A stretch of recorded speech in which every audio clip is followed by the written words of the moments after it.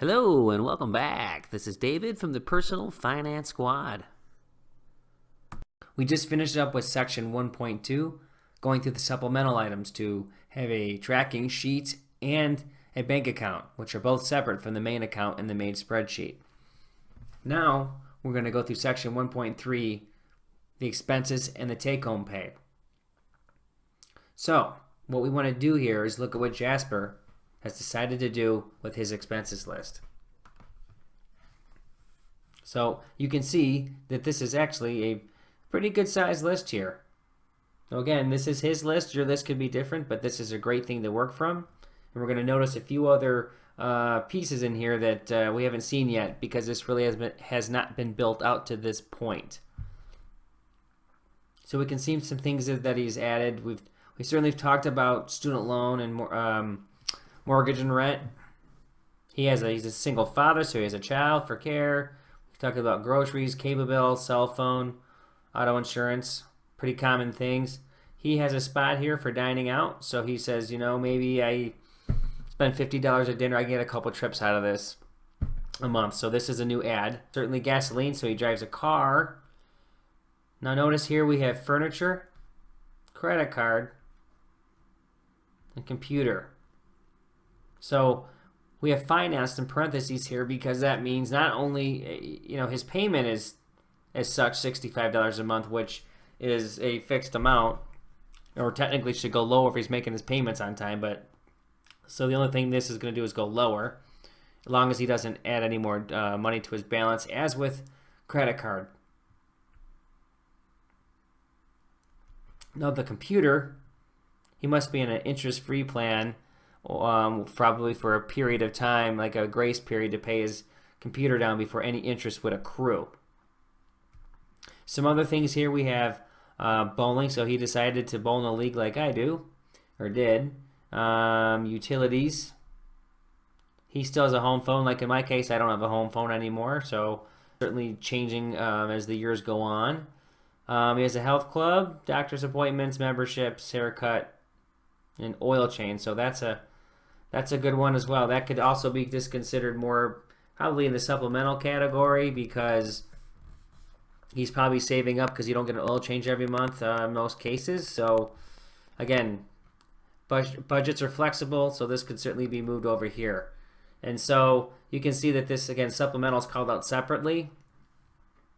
And so he has trash, vitamins, and life insurance. Probably, to be truthful, we should be interchanging these things. Life insurance should really go up here because I have not known it to be as a supplemental item, but it can be. It could be quarterly, so I don't want to fully say for sure. But again, just depending on your situation.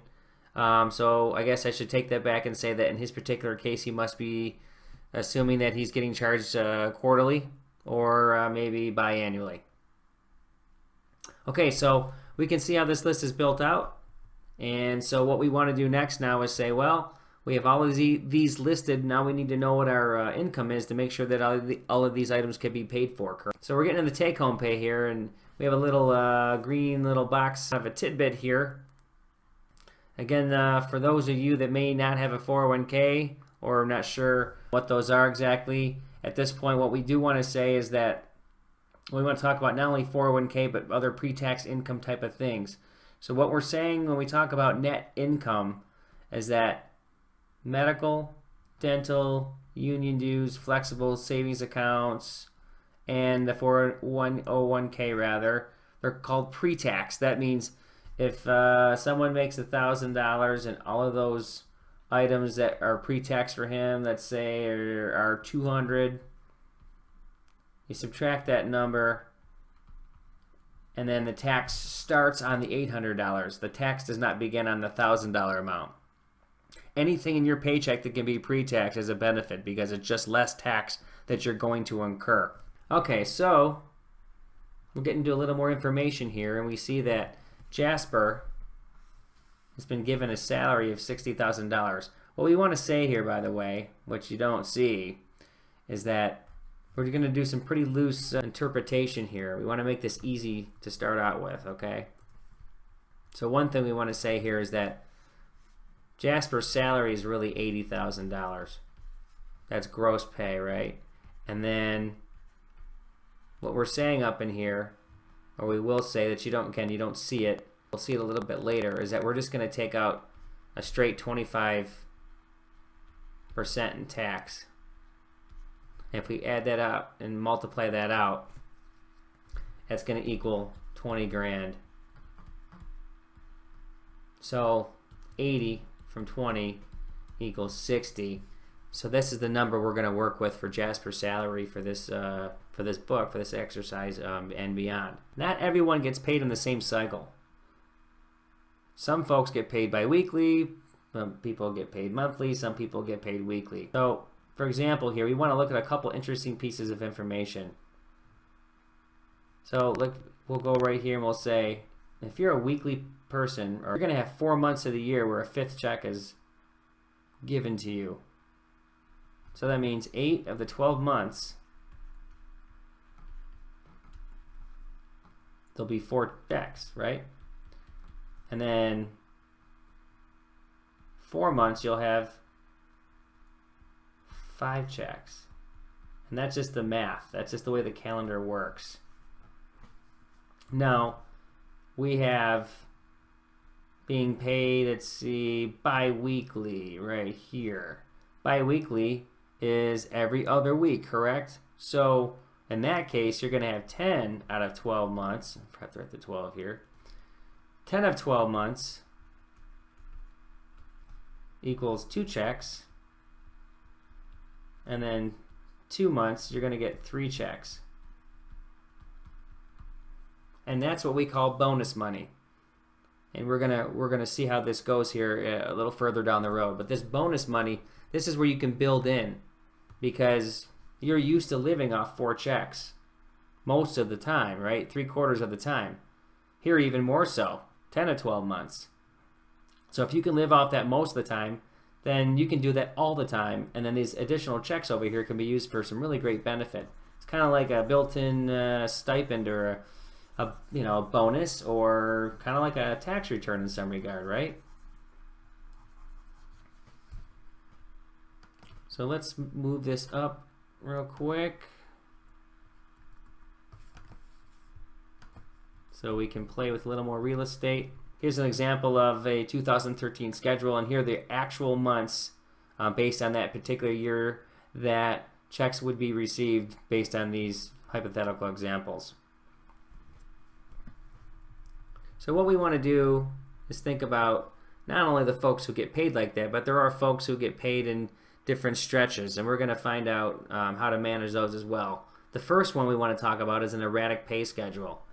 And a great person who would understand this is a bartender or a server or somebody who works in a restaurant, right? Because they know that they might be used to working the same amount of hours within reason, but it's still not like a salary person who works 40 hours, or some hourly people work 40 hours and they just, they get paid as such. So that can vary. And on top of that, those folks work off tips.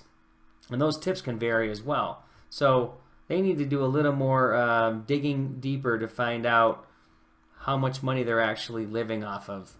They have to go back and check their past months and come up with that established number. So they have more of a challenge to deal with. And we'll get into that a little later and how to help those folks out. So you can see down here we talked about 8 of the 12 months for a person who is paid weekly, and you can see the other 4 months where they'd get their money, that 5th check. And then the bi-weekly person, 10 of the 12 months and 2 of the 12 months. Now if you add up all these numbers, they balance out. So it's more of when the money comes, but again, you're used to this money here and this money here. You circle this as well. And that's the concept we want to be able to stick with. Want to get that drilled into your head if you can possibly do it. And so what we want to say here is you want to live off the lowest monthly amount rate. So that's what this means.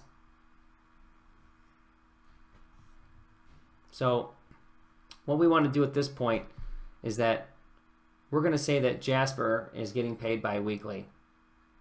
And then the math shakes out with the $60,000. So the numbers you actually see right here, which I kind of went up a little bit too fast, is that right here, Jasper is going to receive 26 checks during the year, which averages at 2308. But what we're saying again as a recap is Jasper is going to live off 2308 times 2 all year long. And then we will deal with this money down the road. So with that information, now we're saying we know what his household income is at this point, and that's $4,616 per month. His expenses from the grid that we looked up above came out to $2,735. So he is left with $1,881. And so that's very good that he actually has that money, which means he has a surplus over his expenses. And so obviously that is a great thing. Let's scroll down here a little bit. We have another little tidbit for you. If you did not know, in terms of like percentage of tax, but government can do whatever they want, and that means there is a 1.45 tax for Medicare and 6.2 for Social Security. So that means 7.65% of your check will automatically be distributed to those vehicles, and that's not talking about anything as a state tax or a federal tax. So again, this is just a little piece of information. So when you're thinking about figuring out your taxes down the road, this is the way it all comes out. This is a key piece. So this is going to conclude our section here right now, and you can see we're going to be getting into building some savings vehicles in the next video. So I look forward to seeing you there.